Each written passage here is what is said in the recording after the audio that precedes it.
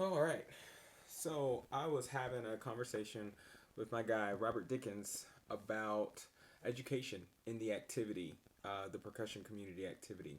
One of the things that we were discussing was a perceived lack of true education that's being provided to the students that are currently participating in the activity, whether it's high school marching band, DCI, WGI, um, anything that's revolving around the youth activity as it relates to marching percussion, but even just in the total scape of percussion in general. One of the things that we cited was the use of giving students a limited scope of information and expecting a high return. So, what I'm talking about is, let's say you have students that don't do something. Let's say they play a bad role, and you tell those students, hey, that was bad, period. And that's the end of the sentence. If you tell a student that something was bad, but you don't follow up that information with additional communication as to the reasons why it was bad and solutions on how to fix that, you're not going to get the return that you want on equity. Or essentially, they're not going to correct the problem. Where we start to see this multiplied is when that mantra or mode of training is happening consistently, you don't get consistent results. And yet you blame it on the kids as though it's their fault as to why they're not properly executing in that manner. We've got to strive more to make sure that basic education principles are being carried out in all of our extracurricular activities.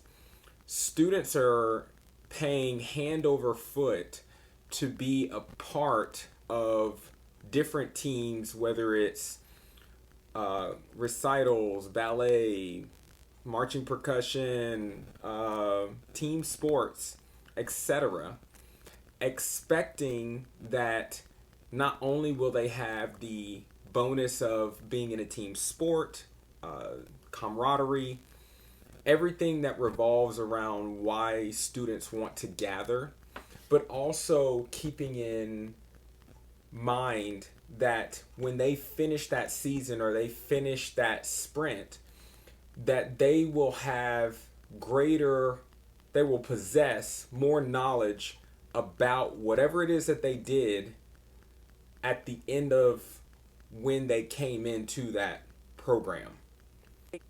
Point in case, your kids aren't going to stay motivated, involved, or checked in if they don't have that feeling and sense that they're being given the tools to succeed. What I find that younger kids in the lower high school ranges, middle school ranges, even up to right after college, they don't always communicate that they're not completely checked into the process because there may be more reasons as to why they're there, and they are picking up information through different modes. So let me, for example, just to kind of bring in some educational theory, Bloom's taxonomy, which takes us kind of through a pyramid of education when we talk about kids learning up to application, and then we talk about the evaluation up to the creation part. I think there is a crop of educators that are expecting students to already know how to apply basic concepts, and instead of recommunicating those ideas, they just kind of skip over those steps altogether and move straight to the evaluation, analyzation, and creation process, as though the students should be responsible for the educational theory that takes them through the season. We cannot expect our students to have all of the answers. That's part of the reason why they are coming into whatever it is that they're doing, whether they're joining a team, joining a club, etc., is because there is a portion of them that is seeking out knowledge. We've got to be responsible as educators, we've got to be responsible as educators for the transfer of knowledge and making sure that all of the participants that are involved in this practice or this communion of sorts are being communicated why. Why are we asking you to do this? What is going to be the end result? Not just, this ain't working. This ain't working has never worked for anyone from the time that you were a toddler all the way to adulthood. The reason why younger children typically lash out is because they don't necessarily understand why it is that they have to do a certain task. As a parent, myself, I have a 5-year-old, I've started to provide my daughter with the reasons as to why I need her to do a certain task. Even if she doesn't completely understand it, I do my best to try to communicate that information, because what I find is that she is more willing to be a willing participant in the action if she understands why it's beneficial for her and the solution that it's going to bring, whether it's going to keep her safe, whether it's going to make sure she's not hungry, etc., etc. So when we're providing students with education, we always want to keep in mind that yes, we understand the whys and the solution, but we can't assume that they do. Even if they nod their heads, even if they acknowledge when you tell them something's wrong, we've still got to follow up that information, because they may just be acknowledging, yes, I heard that it was wrong too, but that doesn't mean that they understand how to fix it. The other consideration that me and Rob were discussing was the giant explosion of design and how it relates to specifically marching percussion, marching band, etc. We've got this large crop of designers that are out there working hard every single day, honing that craft to make sure that they produce the most well put together products that exist on the market. It's fantastic. This started probably late 2010-ish, maybe a little earlier, and now it is such a large thing that you can see the progression of, man, that show is this designer's, those 3 shows, I recognize those designers, etc. It's kind of taken on its own art form of being able to produce the product that will be presented later on. However, we cannot place ourselves in a position to where we feel that the design aspect will fix the education part. We still have to be great educators even if we have a completely well-designed product, because the design does not change if your kids are not educated, and to speak to my last point, given the reasons why and the solutions to the issues that are presented in the product.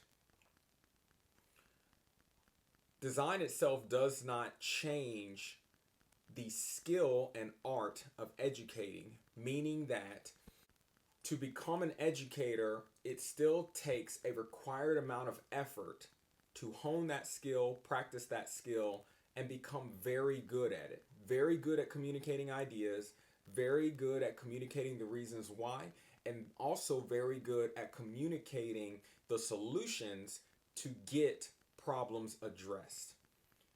This is something that I'm very passionate about. It's something that I have worked very hard at doing over my lifespan. And not to say that I've got it figured all out, because I still see drawbacks in my communication and ability to educate that I am still trying to avidly work towards doing better, which I encourage everyone to continue to do that. But even working with high schools that have design programs and being a designer myself, I still understand the impact of someone being there and communicating the ideas, communicating the why behind why we have to do certain things, whether it's this is why we did it this way, and then also communicating the solutions to the problems. It's not just enough to tell a kid that set was wrong, but we have to tell them why, and then give them the solution as to maybe their step size wasn't big enough, maybe they were turning the wrong way, posture was not correct, legs weren't straight enough, etc. The education still cannot be replaced by the best design product. We still have to go out and educate, and we've got to be comfortable with the fact of asking others how to better educate your students if you are not the strongest educator. You may have a whole lot of money to where you can go and design a product, or you may be the person designing it yourself.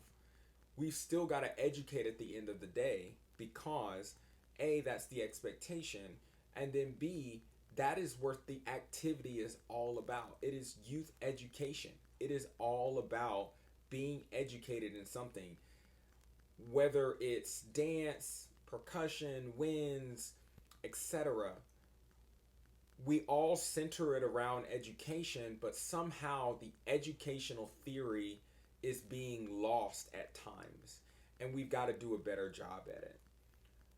This is kind of a rant on my part because, like I said, to a personal fault, I know that I can do better as an educator, and I think that we all can agree that we want the best for our students, which is why we go out and we purchase those well-designed shows. We bring in artists or consultants to come help with our group. But we've also got to have that humility and be willing to continue to grow our capacity for educating our students and making them better at what they do every single step along the way. Whether you agree with that or not, it's something that we should be talking about, because in this activity, we've got to educate. We just have to.